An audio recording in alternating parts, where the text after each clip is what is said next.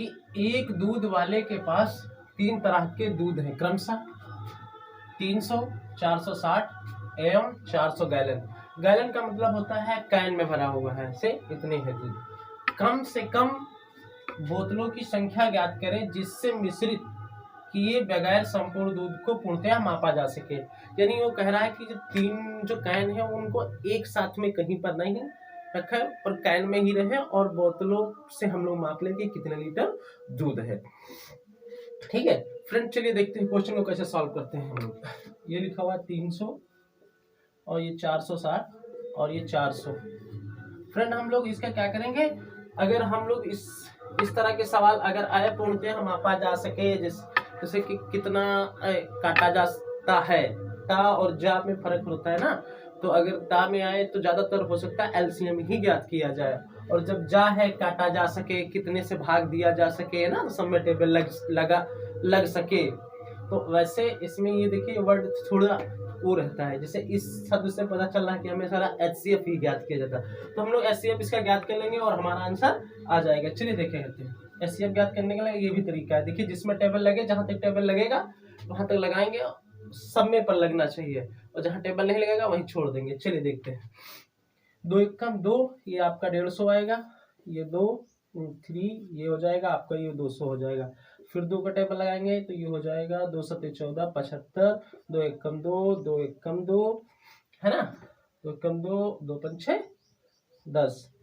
क्यों फ्रेंड, बस यहाँ पे हो जाएगा 100। देखते हैं टेबल इसमें कितना लगता है, 5 × 1 = 5, 5 × 25, फिर हो जाएगा यहाँ पे 5 दूना 10, हासिल 1 5 3 15, और ये हो जाएगा 50। फ्रेंड अब देखिए कोई टेबल लगेगा इसमें, नहीं लगेगा, तो इसका हम लोग इसका मल्टीप्लाई कर देंगे, 4 4 × 5 = 20, 20 इसमें दिख रहा है, नहीं दिख रहा, तो यानी कि इसमें जो भी उत्तर दिए हैं ये सब क्या है, रॉन्ग।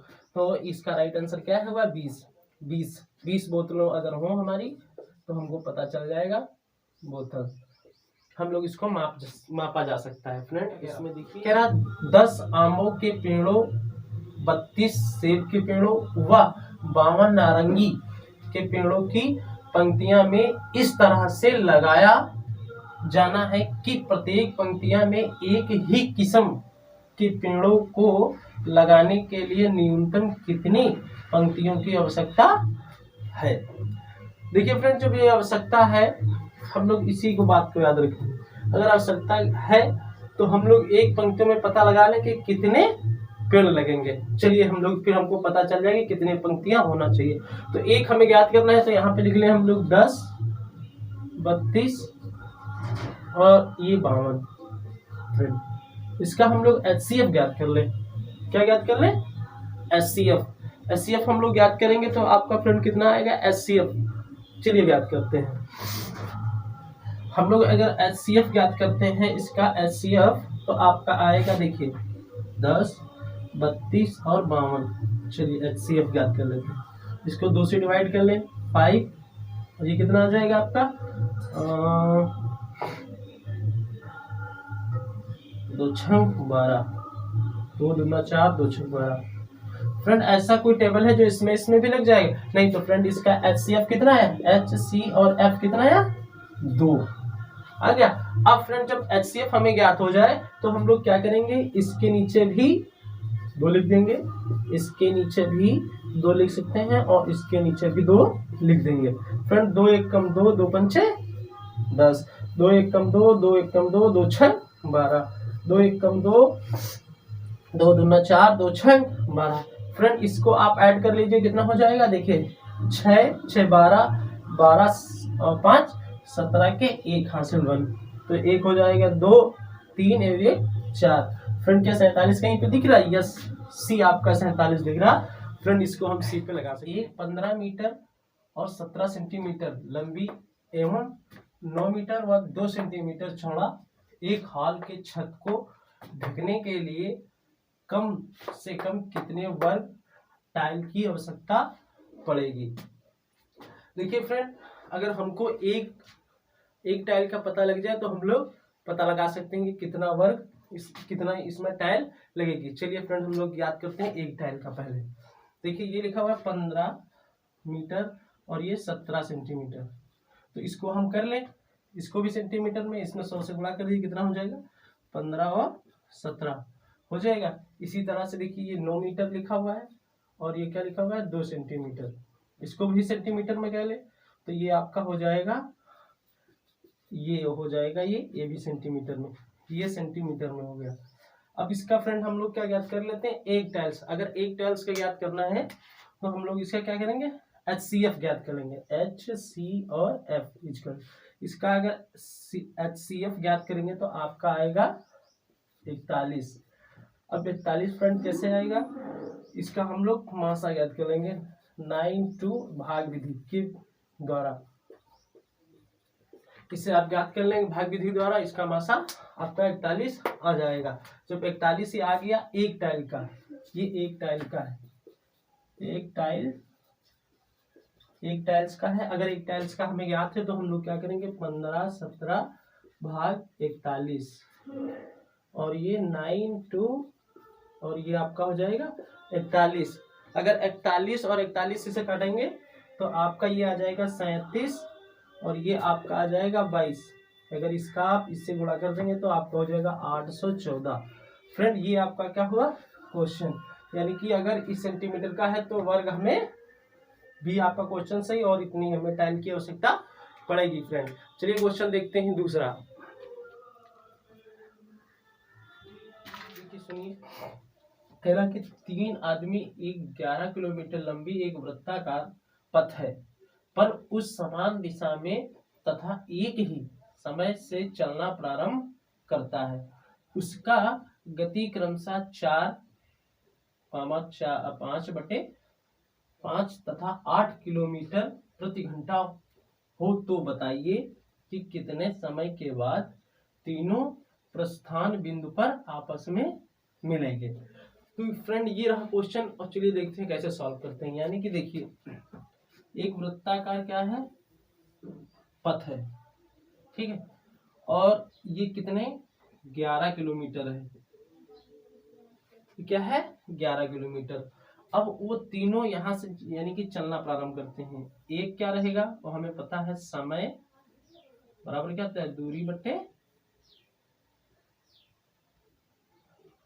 बट्टे समय, ये हो जाएगा 4। फ्रेंड ये हम जानते हैं, क्यों 4 बराबर दूरी बट्टे समय, ये फ्रेंड हम जानते हैं। अब देखिए एक क्या रहेगा, यानी कि देखिए ये हो गई एक की चाल, दूसरी चाल है 11/55, इसको सॉल्व करेंगे तो आपका आ जाएगा 2, ठीक है फ्रेंड। फिर देखते हैं तीसरा हमारा क्या है 11/8, ठीक फ्रेंड। अब ये कह रहा है कि आपस में ही मिले, कहाँ मिले, तो हम लोग देखिए क्या करते हैं 11/4 2 इसके नीचे 1 मान लीजिए और ये 11/8। फ्रेंड जब तीनों एक ही स्थान पर जब बात कहे तो हम लोग क्या ज्ञात करेंगे मासा, ऊपर वाले का क्या ज्ञात करेंगे एलसीएम लासा ज्ञात करेंगे, तो ऊपर वाले का एलसीएम कितना आएगा, ये देखिए एक कट जाएगा तो यानी कि एलसीएम आएगा आपका 22, और नीचे वाले का फिर क्या लगाते हैं मासा, और इसका मासा कितना आएगा 1 फ्रेंड्स, यानी कि वो 22 घंटे। ये आपस में कितने टाइम में मिलेंगे 22 घंटे के बाद तीनों एक ही साथ में मिलते हैं। चलिए देखते हैं। हेलो फ्रेंड्स, चलिए देखते हैं हम लोग दूसरे टॉपिक के महत्तम और समापवर्तक और लघुत्तम समापवर्तक के दूसरे टाइप के क्वेश्चन। चलिए देखते हैं हम लोग। पहला क्वेश्चन ये कह रहा 2 संख्याओं का लासा 225 है तथा उनका मासा 5 है, एक संख्या 25 भी दे रखी है, दूसरी संख्या में क्या होगी, इसमें से क्या होगी। तो हम लोग फ्रेंड इस तरह के सवाल करने के लिए हम लोग को एक फार्मूला याद करना है, ये क्या है A × V = लासा गुणे मासा। फ्रेंड इसको अगर हमें देखो कई भी पूछ सकता है, मासा भी पूछ सकता है, लासा भी पूछ सकता है, इसको फर्स्ट संख्या मान लीजिए, सेकंड मान लीजिए। सेकंड भी संख्या पूछ सकता है और पहली संख्या भी पूछ सकता है। तो फ्रेंड अगर इसमें से कोई भी पूछेगा तो हम लोग देखिए इसको 4 सूत्र बना लेते हैं। अगर हमें पहले पूछेगा तो ए, अगर दूसरी पूछेगा तो हम लोग इसको लासा गुणे मसा अपॉन बी को नीचे भेज देंगे। एक तो फर्स्ट ये हो गया। दूसरा देखिए क्या होगा, अगर बी पूछेगा बी को यहीं रखिए, लासा गुणे मसा अपॉन ए को नीचे भेज दीजिए। तीसरा, अगर तीसरा पूछा था, लासा अगर पूछता है तो आप लासा को यहीं रहने दीजिए, equal to A into B, और मासा को यहाँ पर भेज दीजिए नीचे।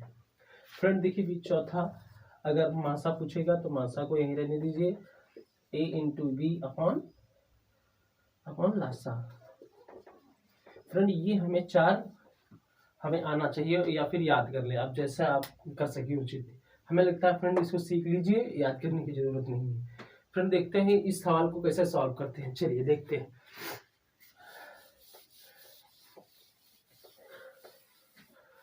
देखिए फ्रेंड इसमें दे क्या रखे हैं, यानी कि लासा दे रखे हैं, कितना लासा दे रखे हैं 225। मासा कितना दे रखे हैं, आपका दे रखे हैं 5, और एक संख्या दे रखे हैं ए मान लो कितना दे रखे हैं 25। तो हमें दूसरी याद करना है।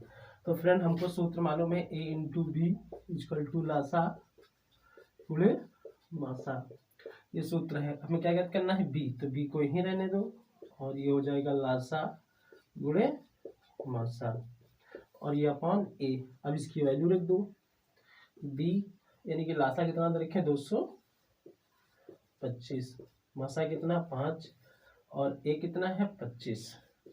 फ्रेंड कितना हो जाएगा, 5 × 25, 5 × 5, 5 × 5, 5 चौको 20, 5 × 25, यानी कि कितना आ गया 45, यानी कि बी बराबर कितना आ गया 45। ठीक है ना, 5 चौको 20, 5 × 25। हाँ फ्रेंड, ये आपका क्वेश्चन क्या हुआ, थर्ड। तो फ्रेंड्स क्वेश्चन इसी तरह से हम लोग कर सकते हैं। चलिए देखते हैं हम लोग चारों टाइम में कैसे क्वेश्चन पूछे जाते हैं। चलिए अगले वीडियो में देखते हैं।